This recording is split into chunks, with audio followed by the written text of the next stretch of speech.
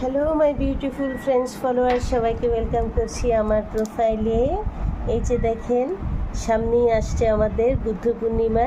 সেই উপলক্ষে রাজন্য বাসায় বসে একটা বুদ্ধের ছবি আঁকছে। রাজন্য, দেখি তোমাকে একটু, তুমি যে আঁকতেছো, একটু তাকাও।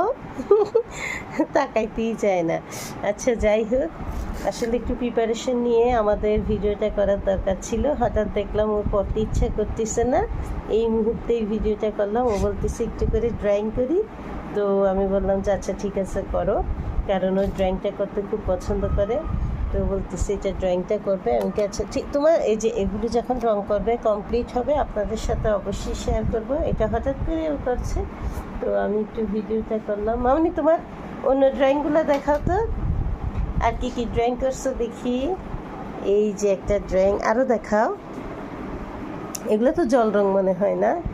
আচ্ছা, দেখি আরেকটা। ওয়াও, এটা তো, এটা দেখিনি একটু, এটা তো অনেক সুন্দর হয়েছে, শহীদ মিনার। আচ্ছা, এই যে দেখেন,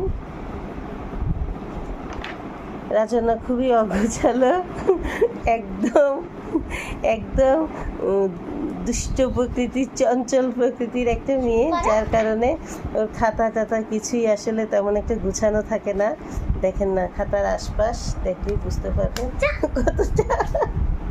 এটা কি কাল্যাবুত? আচ্ছা, এটা তো স্মৃতিসৌধ আছে। তুমি এইভাবে দেখাবা না, একটু সুন্দর করে স্কেচ না, এটা জল রং, জল রঙের। আচ্ছা। তারপর এই একটা, আরেকটা দেখি। আর করছো? আর করো নাই?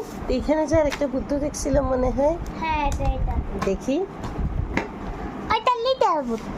লিটল বুদ্ধ। এটা এখানে ড্রয়িং করে নেই। ওয়াও, এটা অনেক সুন্দর হবে রং করলে। তারপর এটা কি? আর দেখাবে না এগুলো? না, এগুলো পচা হয়েছে। ওগুলো পচা হয়েছে, এই জন্য দেখাবে না। আচ্ছা ঠিক আছে, যাই হোক।